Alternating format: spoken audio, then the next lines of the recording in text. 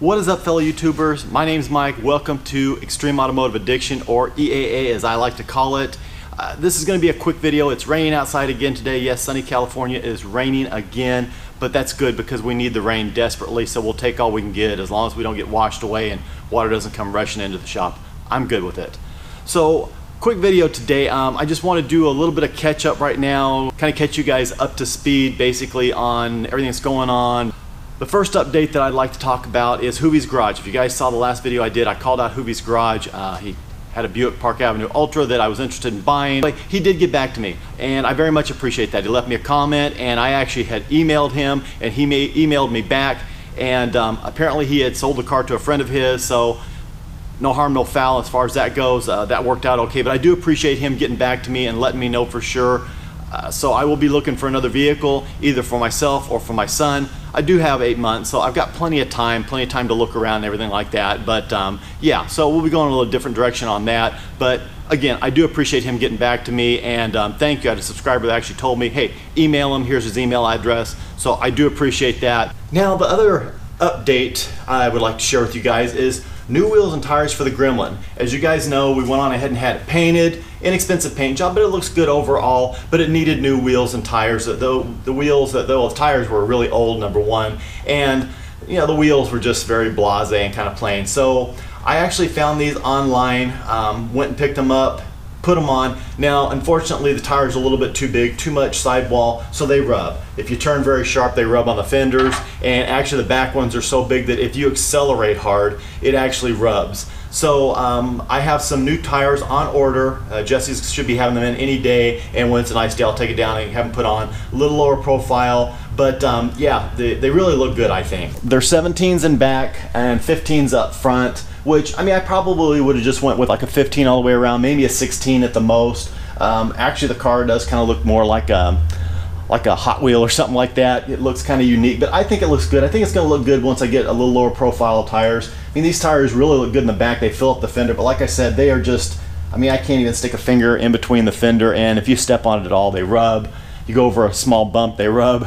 So that needs to be taken care of. Since we're on the subject of tires, as you guys may have caught before, my DeLorean is out of the shop right now. Actually, the DeLorean and the Pantera, the two vehicles, are out of the shop right now. The DeLorean is in Sacramento. Clint's working on it, getting a couple of things done. Should be back in a couple of weeks. But I noticed my tires are like 19 years old. So needed some new tires. Josh had just ordered some new tires for his DeLorean. So I ordered the same tires, same size as what I've got on them right now. They're going to be brand new rubber. They're a much softer rubber compound, so the car should ride notably better, and they should be in probably tomorrow or the next day. So as soon as I get the DeLorean back, I'll take it down. I'll have them mounted and balanced at Jesse's, have those all taken care of, and we'll have some new tires. I have actually been considering and wanting to get some different wheels and tires for the GT500 for quite a while. The car's completely stock. It sits stock. I actually thought about doing the 1.5 inch lowering that American Muscle has. I think that might give this car a really good stance. Someone's having fun. I think that might give this car a really good stance, and I want to get some different wheels and tires. So I have found some. I actually was going to get some, and the owner and I were going to do a little trade. I was going to give him some cash and take his wheels and tires, but I tried fitting the wheels and tires that he had on the front, and they would not clear my Brembos. He has a little bit more of an offset in, so that wasn't going to work. So I found some other ones. I'm hoping to get to see them. They're about an hour and a half from me right now, and really I probably can't get down there until the weekend, but I'm hoping to go check those out. I'm thinking I'll probably go on ahead and buy them if I can get the right deal on them and upgrade those, and then I'll probably end up selling these. I have ended up with a ton of wheel and tires over at the workshop right now. I think I have like 5 sets of extras right now, and I'm not going to use them. They're just going to sit there. Might as well go to someone who can use them and utilize them. So I put some of them on Craigslist for sale, and if I end up getting some new ones for these, I'll put these on Craigslist as well and sell them and see what I can get out of them. I mean, the tires are like brand new, but the ones that I'm looking at, they have a drag radio on the back, so this car will hook up much better and be much better. And should I decide that I want to do a different blower or upgrade a little bit more performance out of this car and get a little more power, it still should hook up pretty well. Now the last update is going to be on the Jaguar. A lot of people responded on that video and said that the amount that I was quoted just to pull the motor, transmission, and put everything back together was excessive. I had one guy tell me it's about a 16 to 20 hour job, and that, you know, the $5 grand quota was just excessive. So I'm not really sure what I'm going to do. I have another guy, actually the guy that worked on my GTO and pulled the motor out and did it. I have him looking into it. He's doing some research to see how extensive it is. If he thinks he can do it, I'm sure he'll charge me much less. So I'm shopping a little bit. Also, I'm kind of thinking that the shop that quoted me that outrageous amount doesn't really want to do it. It's been about a week and a half. I haven't heard anything from them.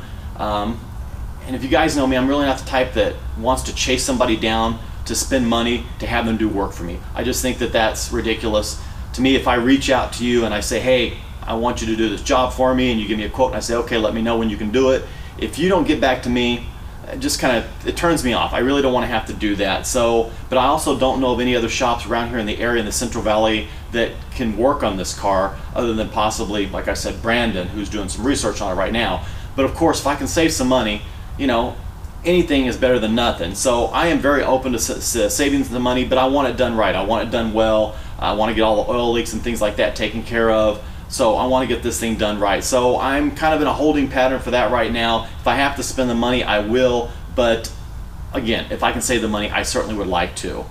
Now, I know you're probably thinking, okay, Mike, you're doing rims and tires and wheels and everything like that. So what's going on? I thought, you know, it's going to be a big project and everything like that, and things are expensive, and you were kind of being conservative. Well, I am still trying to be conservative. As a matter of fact, like looking at the used wheels and tires for the GT500, you know, that saves me a little bit of money over buying the new ones, because I was looking at the exact same new ones for like $500–600 more. So there's some money saved right there. Some things are necessities, like the Gremlin. The tires rub so bad, there's just no way in the world that I could drive it, Kristen could drive it and feel comfortable. Plus those tires are like about 18 years old as well, even though they have good tread on them, you just never know. Same thing with the DeLorean. I want to make sure I have good tread on there. So a lot of it is safety feature stuff.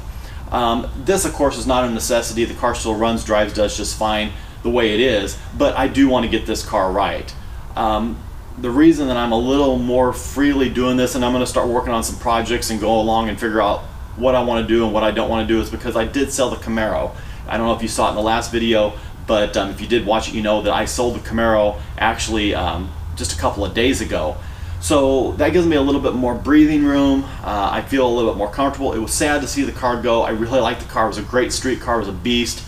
But like I said in the last video, it went to a good home. I think the guy's going to really enjoy it. Seemed like a nice enough guy. I do miss that car. It was a badass car. There's no two ways about it. And man, those split bumper Camaros are just beautiful. Someday I'd like to have another one. But right now, again, I'm very content with the number of vehicles I have. Truthfully, I'm very happy with my collection the way it is. I feel like everything just has a good amount of distance between it. Everything lines up very nicely. Everything's in a good spot, and I'm happy with that right now. I really don't want to change anything, so 17 cars is a good number.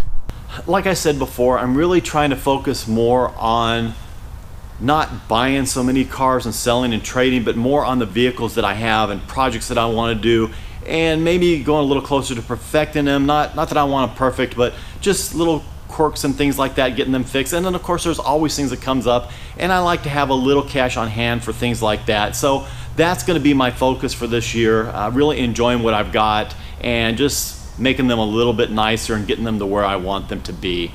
So in short, I'm happy that I sold the Camaro. I'm happy with the collection. Like I said, I enjoy the fact that they're kind of more spread out than they were before. There's a little bit more room in between each one. A little easier to get one out if I want to take it out for a drive. A little easier to come in, open the doors and things like that to show them to people if they come over, or if I have my detail guy come over and he wants to detail them. I don't really have to move cars out in order for him to have room to get around them. So that in itself is a good thing. Plus it saves me a little bit on insurance, saves me a little bit on registration, and that's also helpful too. The only vehicle I still have for sale is going to be the 72 Buick GS 350. It's still over in Benicia. I don't know how much longer I'm going to keep it over there. We just did another price drop on it, so you know, I have a floor I'm willing to go and that I'm willing to take on that car, and I'm very comfortable and confident that I can get that much money out of the car if I sell it myself. But you know, it's already over there, and I'd just rather them take care of it. They have the ability to finance people and things like that, which I do not. And so that would make it a lot easier. But you know, we'll wait maybe another month or two or what have you, and I may end up just bringing it back and trying to sell it myself. Anyway, yes, I do believe that that is all the updates I have at this point in time. Sorry we're not out driving around having a good time, but I can hear it on the shop right now. I don't know if you guys can in the video, but it is starting to rain again, and it's supposed to start raining tomorrow, and I think rain all the way through the weekend. So not a lot going on, but the next videos that come up should be that 3-part series on all the vehicles and bucket list cars and things like that. So be looking out for that. That should be a good time. If you like the video, please do give me a thumbs up. If you're stopping in for the first time, you haven't already, definitely subscribe to this channel, Extreme Automotive Addiction. My P.O. Box and Instagram is in the description below. God bless. Take care. Have an absolutely amazing day.